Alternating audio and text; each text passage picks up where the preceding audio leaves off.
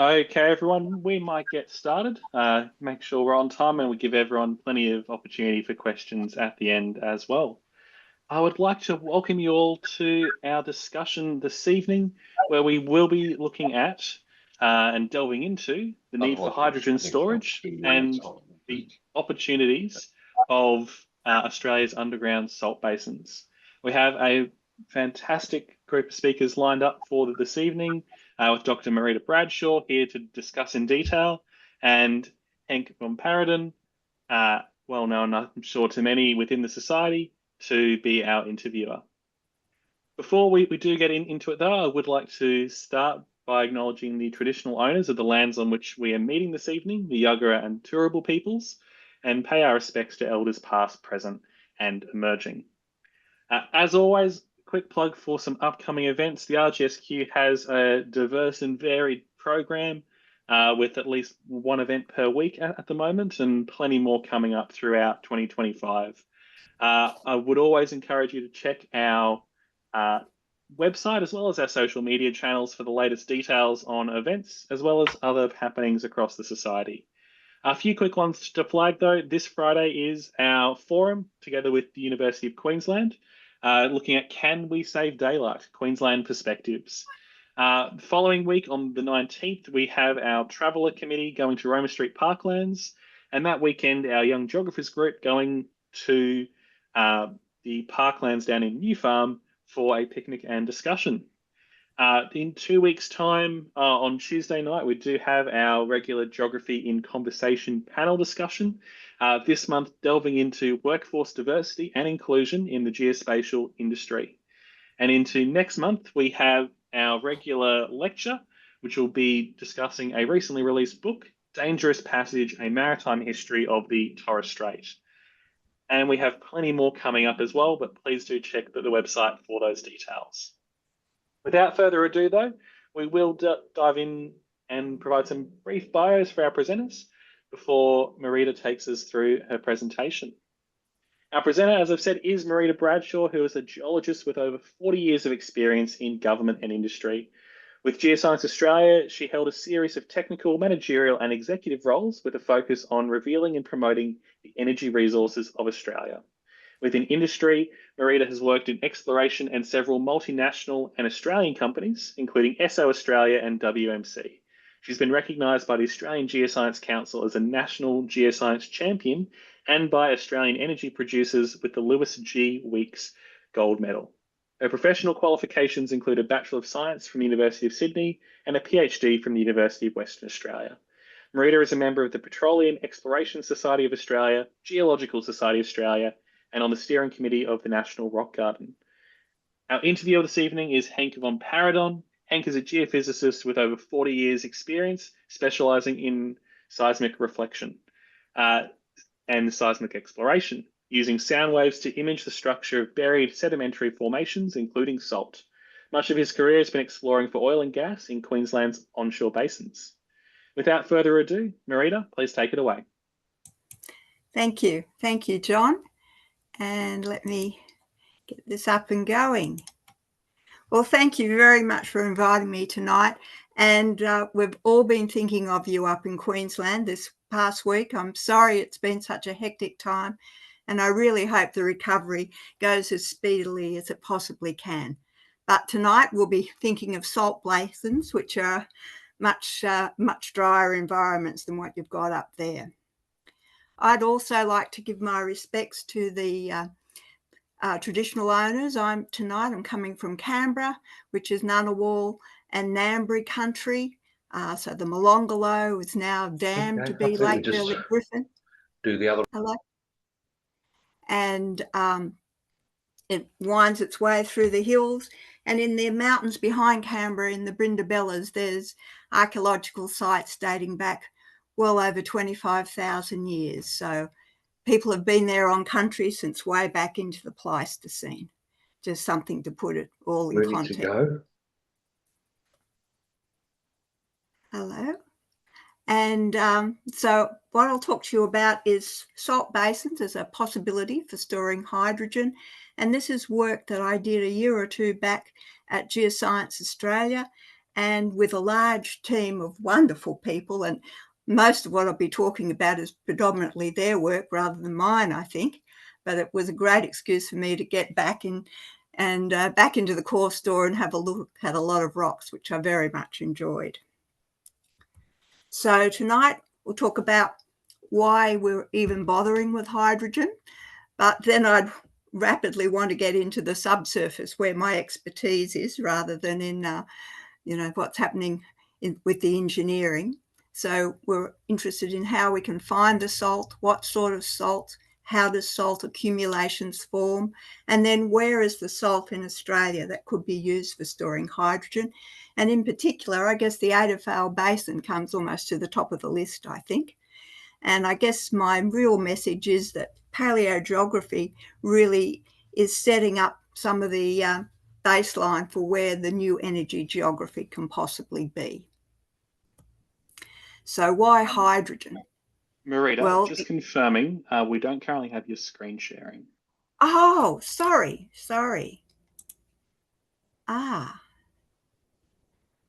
Well, let me get back on the Zoom. Right. Sorry. Entire screen. Have you got it now?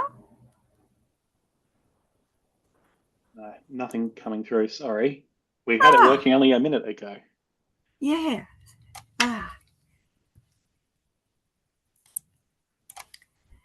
One second, I'll get it up for you.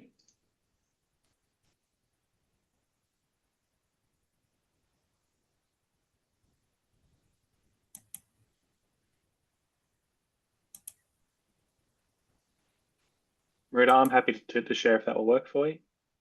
Yeah, let's go with that. I'll get out of this. I'm glad I sent it through. Oh, here, maybe I didn't. Oh, no, I see yours is working now. Yeah, let me go. Sorry. So what can you see at this stage? Just the main screen, and yep, we're on to the presentation now. Right. You just want to put it into full present mode. Right. Can you see the screen now? Perfect. Thanks, Marita. Right. There we are. Ngunnawal country, Pleistocene in the hills above. Sorry about that. Salt for hydrogen. That's sort of the program that we're going to go through. Sorry about that kerfuffle there. Anyway, why hydrogen? Well, the idea is that perhaps hydrogen can in part substitute for the fossil fuels. It's also energy dense and flexible, like gas and oil are, can be used as an energy carrier and also for energy storage, particularly for those hard to electrify uses. So the idea is to actually create green hydrogen using renewable power and then perhaps store some of that hydrogen. And that's the part of the energy system, a new energy system that I mostly will be talking about tonight. And of course, energy is always the biggest game in town and really always an exciting place to have your career, but it's changing all the time. And it's important to just sort of keep on top of it and be open to perhaps new ways of doing things. So we're thinking of hydrogen storage in this case. So there's many ways that hydrogen can be stored in batteries, as liquefied hydrogen, also as ammonia. But the main one that I've been working on, which is relevant to geologists, is actually storing it in the subsurface in salt caverns. And the reason why this one is of importance is that you can store very large volumes of hydrogen, which in energy equivalents are, gigawatt hours, for long duration, relatively cheaply. And also establishing the hydrogen storage in salt can be a relatively quick process, measured in terms of months or years rather than in decades to get these projects up and going, hopefully. So we'll look now at salt caverns. So why salt and what sort of salt?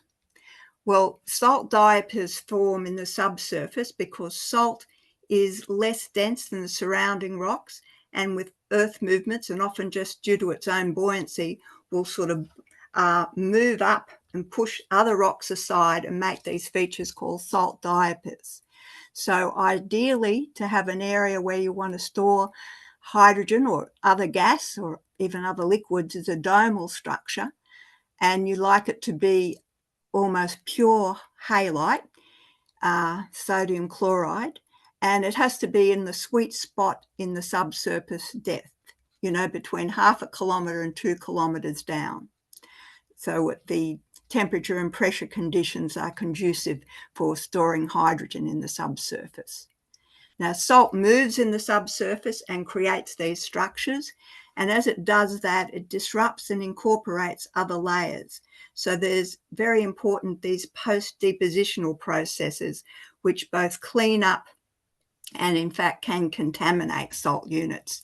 So we really want to understand how the salt forms and then its post-depositional story as well. So how do you create the cavern? Well, you actually drill a hole and pump fresh water down, which starts to dissolve the salt, and then you extract the brine, and then you've got the issue of how to dispose of that brine in an environmentally appropriate way. But it leaves you with a cavern, which you can then pump the hydrogen into. Any impurities within the salt will fall to the bottom of the cavern with that in the sump of it and with insoluble material. So ideally for, commercially, you want a pure salt as you can get, and you want a salt that's hundreds of meters, if not a kilometre thick. So we find that storing hydrogen in salt is cost effective at scale. It's got terrific deliverability, the engineering of it's large scale, and you can also store it for short and long duration. You can store it for months or even years, but you can also turn it around rapidly, almost balancing the grid, we hope, in some locations. The salt is chemically inert to the hydrogen, and because of its peculiar low density and structure, it's ductile. So with earth movements, it sort of self-heals and moves. And we already have an industrial track record of several decades of stirring gases in the subsurface in many locations. So not only gas, but also crude oil and other things have been stored in salt caverns, and they're starting to repurpose some of these for hydrogen.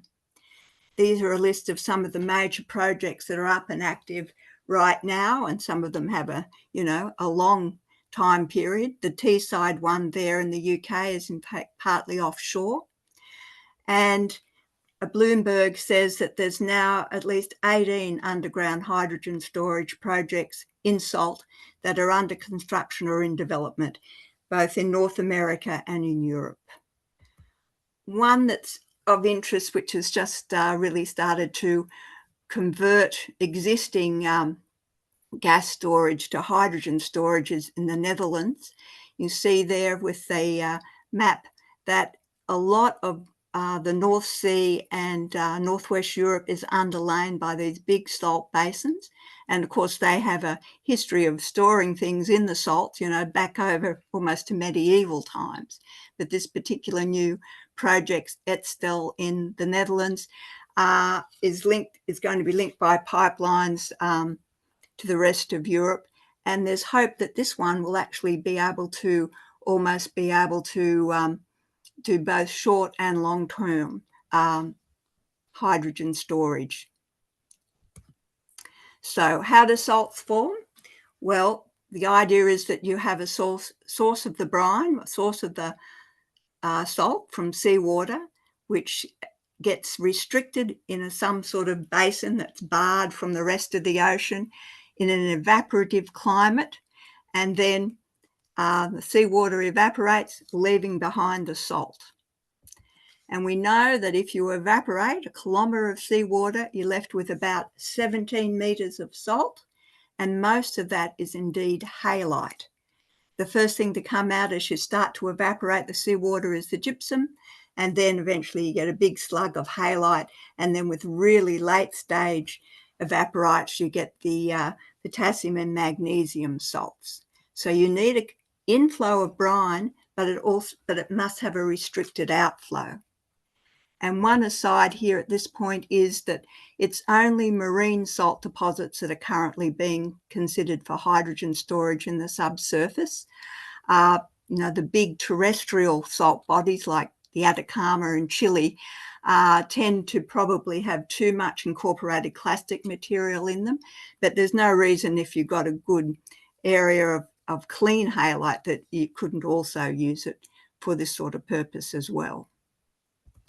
So what sort of environments do we find marine evaporites deposited? Well, the one very familiar to people with the salt flats at the edge of a marine embayment. So you get a crust of halite right at the extremities of the sort of the tidal inlet. And these tend to be environments that give you shallow evaporites, not very thick, and to really get a really thick halite, you need a totally different sort of geological setup where you have a deep hole, a deep basin for some tectonic reason that gets isolated from the main ocean, but somehow still has water coming in. And it has to have really good sort of hydrological isolation from the ocean. So it's got an impermeable side and bottom that will hold the halite and other salts once they start to form. And we really see no modern analogues of these giant basin-centred salt deposits today. But if we roll things back about 5 million years to the Mediterranean, when the Mediterranean was isolated from the Atlantic due to tectonic and volcanic activities near the Straits of Gibraltar, and of course, we know today the Mediterranean is very much in a dry environment. It's an evaporative environment. And 5 million years ago, in the late Pliocene, you ended up with these isolated salt basins where great thicknesses of halite was deposited. And if we look in detail of that there, we can see that where we've got the pink, that's where we've got gypsum. So the setup of marine evaporites is you tend to get a lot of gypsum first. That's easy to sort of form. And once it's formed, it tends to be more persistent in the environment than the actual halite, which with a fresh water impulse, if it rains, will tend to dissolve. So you really only get the thick halite in the deepest parts of the basin, as we can see there in the yellow bits. Now, once upon a time, back in the Pleistocene almost, I did my PhD in Western Australia. And I worked on a Holocene evaporite, which formed during the Holocene high level phase as the sea level rose coming back up from the Pleistocene low stand. And it has the base of this unit here in Lake McLeod has a gypsum cemented carbonate, then about 10 metres of halite, and then that's encased again in another gypsum unit. And it's a mine for salt currently, sort of solution mined. And the seawater gets into the basin through a cave system in the carbonate barrier between it and the Indian Ocean. So I've seen a lot of salt over the years, and so it was very exciting to be able to come and look for salt for an actual commercial purpose. So where's the salt in Australia? Well, there's actually quite a lot of salt that's been intersected over the years in drilling for oil and gas. You can see all the basins there that have had proven salt in them with the black dots. They're wells that have penetrated salt. And so the primary way to prove that we have salt is an actual well penetration, but also geophysics with a seismic will give us an indication over a larger area. So here we have a bit of seismic from the Officer Basin with these diapiric features. And you can also use outcrop geology. This is a little bit of outcrop from the Flinders Ranges where we can see pseudomorphs after gypsum. So the idea is you can repurpose petroleum data, in this case now looking for salt as possible hydrogen storage locations. If we look at the age structure of the salt basins, you can see that there are a range of ages, but mostly older, Paleozoic and older. And the ones I think I'll concentrate on are the green ones in the Paleozoic. So we'll hone in now on the Devonian, about 360 million years ago. And you can see, looking at that map of Australia, that really the Adavale Basin in Queensland is the only place in Eastern Australia where we have proven salt. And our paleogeographic reconstruction there of Australia in the Devonian, locked into the jigsaw of Gondwana, with marine embayments on the western side, particularly there in the Canning Basin, and of course the marine margin facing on to the Paleo-Pacific on the eastern margin. And if we zoom into the Adavale Basin there in the red circle, you can see a complex embayed area. So again, we can see this looking at the basement topography of the Adavale region there. And again, it's a little bit reminiscent of what I was showing you for the Mediterranean, that because of the particular tectonics there on the compressive margin, Eastern Australia and the Paleozoic, there's a couple of these really deep holes. And indeed, we find in the Adavale, we do have some thick salt. So we have very interesting stratigraphy in the Adavale and the Devonian, coral reefs, peculiar carbonates like the Kaladi dolomite, but also this thick borese salt. And our dating control indicates that the salt is not the same age as the carbonates. It's in its own particular episode. But some people listening may know more about that with recent dating than I do. So what have we got in the Adavale Basin? We've got salt intersected in 5 wells. The geophysics from the seismic indicates that we've got 3 main salt bodies, which you can see there in the image to the left-hand side. And again, it's a bit like the Mediterranean model. These deep basin-centred areas are where you do get the halite. So we've got halite over 0.5 kilometre thick.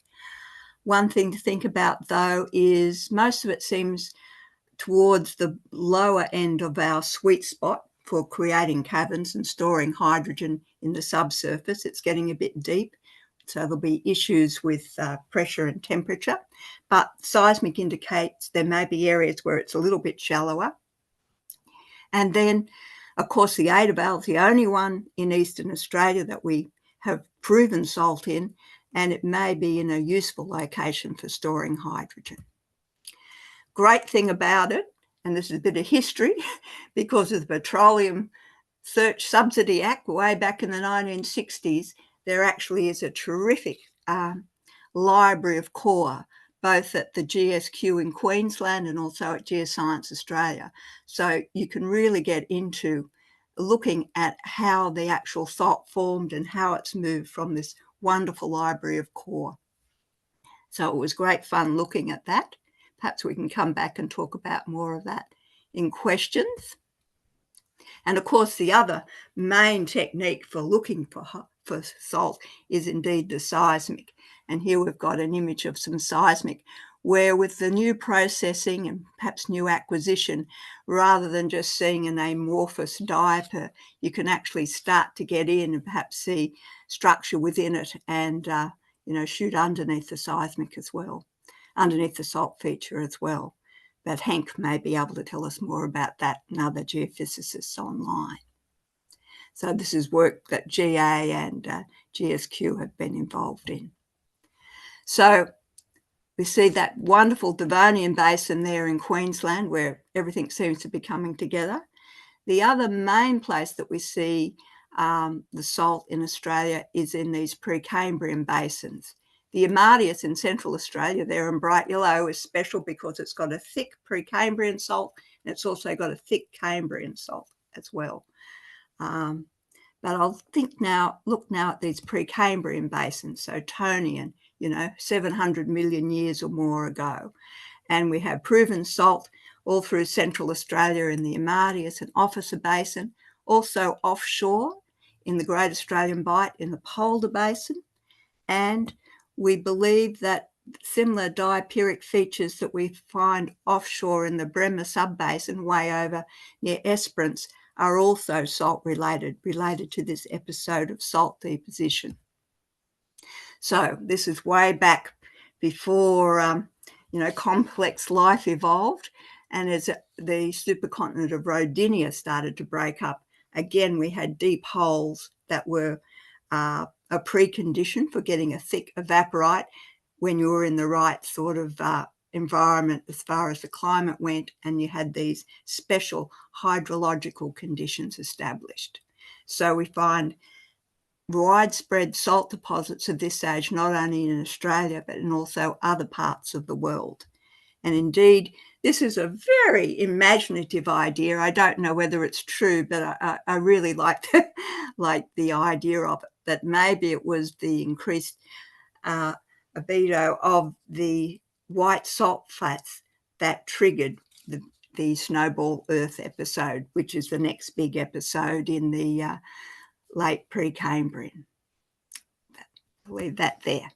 So one of the places where we do know we have these thick Precambrian salts is offshore in the Polder Basin, and Mercury number 1, which was drilled in the offshore, went through a kilometre of salt. Unfortunately, no core, but we do have the cuttings, so that still get the chemistry of the salt and get some of the story from that there. And of course, this is of interest because, there's the opportunity or the potential for green steel at Whyalla, which is just across the Eyre Peninsula from this proven salt there in the Polder Basin. But then, of course, the question is there some preserved salt onshore? In the Flinders Ranges, we see lots of evidence that salt was certainly there in the Flinders sequence. And the question is any bits of it preserved that's been thick enough and in the right location where it would be suitable for hydrogen storage? The only other little episode of salt deposition I'll mention just in passing for completeness is the Cambro Ordovician. And you can see there on the Paleogeography, Australia at that time had this Larapinta seaway going right the way across from the west to the east coast, time of shallow carbonate platforms, and really most of the evaporites you see are more these platform evaporites, a lot of carbonate, a lot of gypsum in it, not much halite, and mostly, thin salt deposits. So I guess the question is hunting for hydrogen storage, if you want to do that, related to Pilbara activities in the Canning Basin, is can you find a thick, clean halite in the Ordovician of the Canning Basin or not? That's an exploration problem, I think. So to conclude, right on 8 o'clock, is Australia does have thick halite, and geophysics is the primary exploration tool, followed by drilling, and 3D seismic may be useful. And we're very lucky to already have that archive of petroleum data to look through. And I guess the whole point now as we're trying to establish a new energy system is using the existing data sets and skills and exploration strategies repurposed to new commodities. So I think I'd conclude by saying, with a sort of spin on the title of this lecture series, is that paleogeography matters. So keen to hear what you think, and I'll stop sharing and back to you, Hank. Thanks, Marita. That was wonderful. I've got heaps and heaps of questions. I'm going to tell everybody my questions, but one of the things I was particularly interested in was the integrity of the salt. Why salt? Why not some other rock? And we know that salt has a tendency to heal itself, as well as to grow into diamonds. It can change shape, and so it's it actually self-heals, and that's why we don't get molecules of any kind of gas passing through it. So that's restored to these things. And I also wanted to ask you in that same question, how long will these caverns, if will they collapse on themselves over time, and what is that sort of time frame? Yes, well, work we did at Geoscience Australia, we had a colleague join us on the paper from Grand Rapids, North Dakota, I think. And he creates salt caverns for a living, an engineer. And he said they needed to be cleaned up about every 10 years. You go back in and redissolve. So they do need maintenance, but, there's this track record of their use for gas storage over decades, mostly for a seasonal use of the gas. You fill them up for the winter, but it'll be interesting to see whether the Europeans start to use the salt caverns for daily change to balance the grid. I think that's what they're hoping to be able to achieve. And do you get any subsidence when these, is that being noticed at any way, or does the salt feel? I don't know, but I think that can happen, certainly. Unfortunately, I seem to be the person that the ABC rings up whenever there's a sinkhole. But yes, and I think in the States there have been areas where, salt, not being used for gas storage, but just places that are underlain by salt suddenly do get sinkholes. Yeah, so that's a, with any engineering activity, there's always, the execution phase always brings risks. There's always things you've got to monitor and be aware of. Another issue is that you can get bacteria growing within the brine, which can start to sort of poison the hydrogen. So you've got to monitor what's happening down there in the subsurface.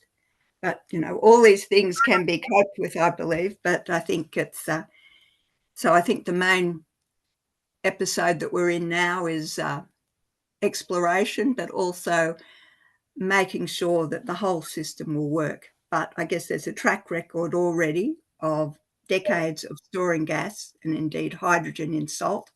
But you need to be aware that there's some things you've got to watch out for. In fact, one of those places that you mentioned in Teesside, which was the one that goes on across the coastal line, I per chance reading a book at this very minute called Underland, and this the author likes to visit all these places where humans have gone underground for one reason or another. And this is a salt mine where they're mining for salt, for whatever uses you have for salt, and when they needed somewhere to store their town gas, they were generating gas from coal,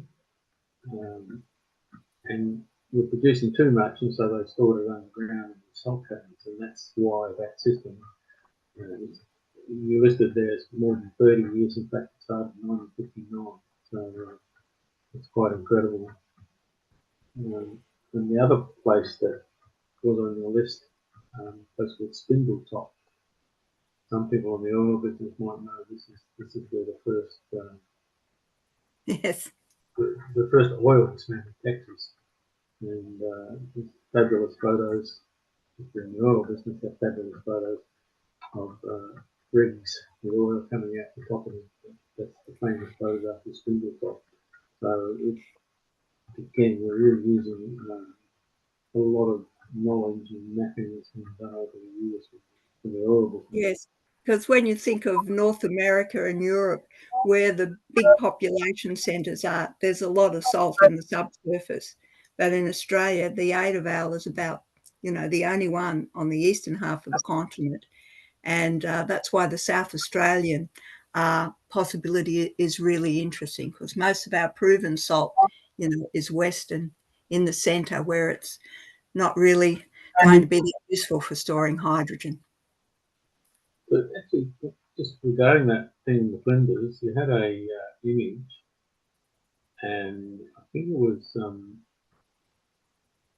in a little inset photo. I think it was slide 20. I don't know if you can find that again, but there was you had said there was a surface expression of this, a zoom in of some salt structures there. There's no, can you find the scale on Yeah, that? I'll have a go at sharing the screen again. It's share. And I actually, can you see that? Yep. Yeah. So this is That's the outcrop that I saw in the Flinders. And obviously I had a misspent youth down here in the bottom corner there. I immediately recognised that this was after big blades of gypsum. And of course, you do see in these sort of evaporitic environments, you do see lots of evidence that gypsum's been around, because it's easier to produce and preserve than the halite. But it's sort of a lead indicator that you could possibly have halite. There's also some outcrop here of up the top there, supposedly some sort of diapiric feature, but it's hard to get an outcrop photo that shows it. So this is sort of a image from satellite, where you get, these peculiar structures in the Kimberley, not the Kimberley, in the Flinders, that are partly diapiric. And of course, this is the work of Rachel Kernan and others at in South Australia. There's lots and lots of these features after salt throughout the Flinders. And then the real exploration question right now is there any salt preserved? And maybe that's back to the geophysicists. And what stops the groundwater from just, why does salt survive underneath? Why doesn't the groundwater just come on and dissolve it and go on its merry way? Well, I think going back to the thing I talked about at Lake McLeod, it's actually sitting in a sandwich of gypsum. It's got gypsum cemented carbonate underneath it and at the sides, almost like a bathtub. And then it's got a cap of red clay and a thick gypsum above it. And sort of that preserves the salt. And so again, it's like aquatards and aquacludes and aquifers. Yeah, there's been a lot more salt in the geological section than remains now, that's for sure. So not only do you have to have peculiar hydrographic conditions to produce a thick salt, it's almost like preserving an oil field. You've got to have then a very favourable geological history after it to preserve the actual halite. Yes, get fresh water in there and it'll dissolve. Is the Adavale Basin really diapiric, or from what I've seen on the seismic, it doesn't seem to follow that shape? No, that's like a big sort of flaring thing. There's all, our picture of the diapir is a cartoon, it's the ideal shape. But you do get these things with the big sort of cauliflower heads as well, as the salt comes up and gets to areas with less lithostatic load on top of it. And, if there's softer units, it'll push out. There's many different geometries for salt bodies. And of course, there's no reason that you have to have the hydrogen storage in a salt structure that's moved. If you've got a thick enough halite, you can actually, create the cavern embedded halite, which they may end up indeed doing in Europe, because, there's such thicknesses of salt from the Zechstein underlying a lot of Northwest Europe. And these salts you mentioned, there's gypsum, and there's the other impurity that people should know about is the potassium, because it's probably the biggest source of potassium for fertilizers. is salt mines, and particularly Canada is a Yes. salt, potassium from salt. The techniques they use it because it forms in these layers, and they can go in there and traditionally they have people underground with machinery, but they're also trying to general extract it very carefully from between layers of halite. So it's quite a tricky Yes, business. it is. And, as hard as it is to preserve the halite, it's even harder to create or preserve, the Bitten salts, the potassium ones. But Canada, but again, it's in the Devonian that those big salt deposits are. And the original mine at Lake McLeod was done in the hope of being able to get potash, potassium brines. But the hydrographic situation is that there was very little potassium preserved in that system. Most of it leached away. As you continue to evaporate your brine, it gets denser and denser, and more likely it's going to seep out the bottom of your basin. So again, you need very special conditions to trap that late stage potassium. No doubt at the base of the Mediterranean there's some. And That wouldn't be economic for fertiliser. also, it's also worthwhile pointing out to in the Adavale Basin sits underneath the Eromanga Basin, and I don't think there's any chance of stuff leaking between the Adavale and the Eromanga. There's a sufficient thickness of, first of all, salt in the formations, which if people are thinking that there's going to be leakage or somehow they're going to extract salt and stick it into the Eromanga Basin, it's pretty precision engineering. It's not going to leak. Yes, I think, again, you've got to watch what you're doing with any produced waters, whatever you're doing. One of the things that we looked at Geoscience Australia when we first started to put our toolkit together for how do you find salt, looking at the whole continent, is not only do we have the big petroleum archive data, we also have a big network across Australia now of groundwater and salt lake data. And so we went and thought, well, are there any indicators there that somewhere in the subsurface there's older evaporites that are coming up to the surface? And we found one place in South Australia, which I think we mentioned in the paper, where that may be happening. But that's another way to sort of look for salt in the subsurface is some sort of geochemical anomaly in the actual groundwaters. And the other, when we also typically in North America, where they've got in the Gulf of Mexico. Whoops, can you say that now? The Gulf of Mexico, they have beautifully defined salt there because of the petroleum industry, but they all use 3D seismic, whereas in the Adavale Basin they've got an extremely coarse grid. Yes. I think they've done pretty well. I've seen maps that are 40 years old and got that a reasonable handle on the definition of salt. I think that we would want to go forward with a much tighter definition of the salt. Yeah, well, perhaps some of the people online might have a better idea about this, but the exploration phase, if you truly are going to have an exploration phase for the salt for hydrogen storage, the upside, the hope is you're looking for a relatively small area if it's a biped.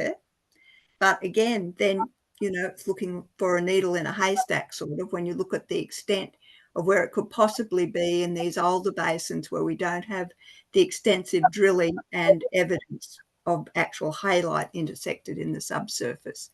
So, how the exploration can repurpose the big net of geophysics we've already got to highlight areas to go in and then look with other techniques at a finer scale. So it's interesting, you know, the whole idea is how we can repurpose our subsurface skills looking for this particular commodity now rather than the previous ones. So again, the importance of keeping the data. Certainly. And one of the other sites that you mentioned for exploring, I might have read it in another paper, but rather than have one large chamber, they had 3 chambers, and that could help you with the if we don't have that magical thickness of, you know, we don't have a kilometre thickness of salt, you can still achieve the same volumes with 2 or 3 chambers, although obviously that costs a lot more to generate.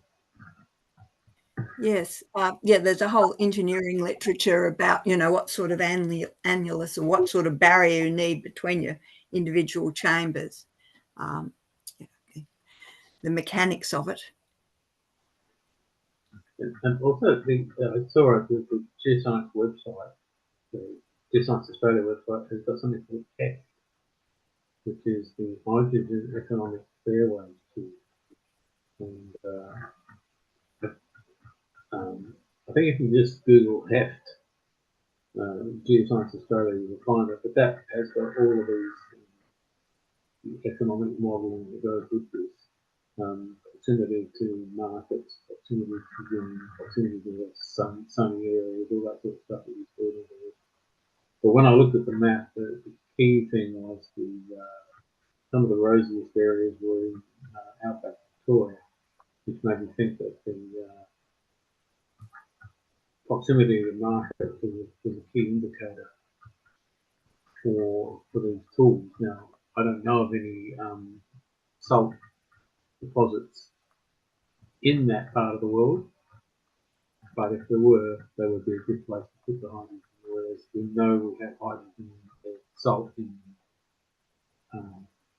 Adavale Basin, but it's obviously we still, even if we generate and store hydrogen, there's still a long way to go before we can get to some use for that hydrogen, whether it's transmitted Yes, and I guess hydrogen. Yeah, that is certainly true. And there's a lot of different work going on at Geoscience Australia in this whole sort of hydrogen space. Particularly interesting thing is hydrogen actually occurring in the subsurface, you know, as gas accumulations rather than methane or ethane, actually hydrogen. And one of my former colleagues there, Chris Borum, is a Queenslander, now I think of it, has done some wonderful work on that. You know, there actually is hydrogen in the subsurface. So whether you can find enough that would be economic, I don't know. It's just a whole new, you know, potential that's out there, but very much at the ground level right now. But I guess the great thing about Australia is that we do have this terrific data archive that's been kept by the various governments over generations, which can be used to look for all sorts of different things. Okay, do we have any questions, John?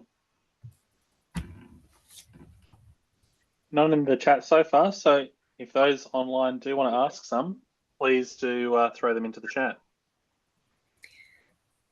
Surely Alison can correct me on my Adavale story. One of the things that was very interesting in You did good. that mapping that you showed was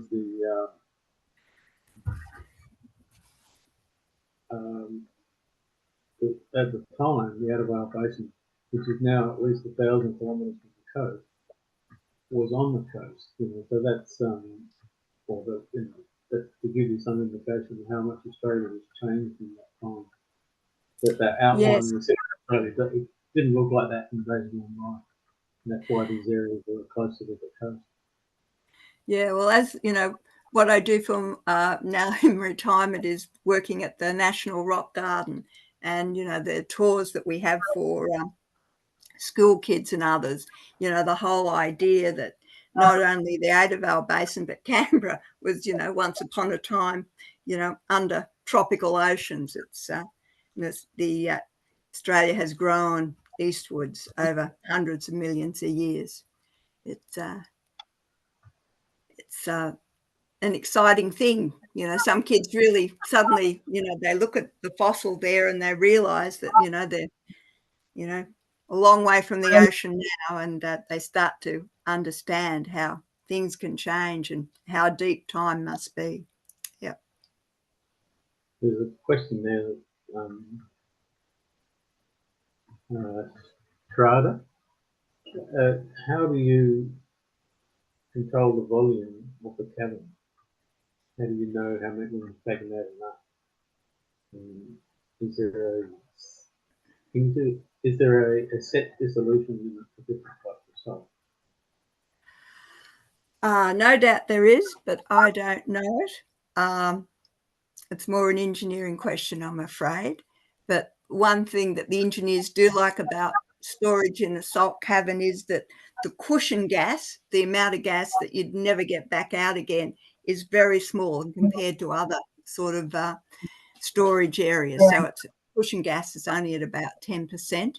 And I think the volume is, well, depends on the pressure that you're holding it in at, but it's sort of a geometrical pressure calculation, I think. But I'm a lowly geologist rather than an engineer. I had another question for you for pure geology. You mentioned the Holocene and the Pleistocene. Do you want to put that in the context of the last ice age? Yeah, well, I mentioned the Pleistocene with the Ngunnawal people, or the Aboriginal record that we have in the Brindabellas 26,000 years ago. So that was before the peak of the last glacial, which is about 20 to 18,000 years ago. And then from about 10,000 years ago, you start to see the sea level return to near the coast where it is today. And by 6,000 to 4,000 years ago, it's back up almost where the shoreline is now all around Australia. So that salt deposit at Lake McLeod formed during the rise of the Holocene sea level as it came back in and was rising rapidly. So somehow or other, that sort of opened up this cave system and pumped seawater into a hole. It evaporated and left behind a halite, and then that sort of ceased. So that particular area, the Pleistocene, is a red soil, and then the Holocene is a marine unit, and then a salt. Yeah, so. And it's incredible to think that's in human lifetime. We've got a couple more questions here.